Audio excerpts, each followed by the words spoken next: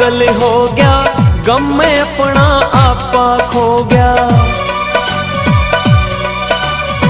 प्यार में तेरे पागल हो गया, गम में अपना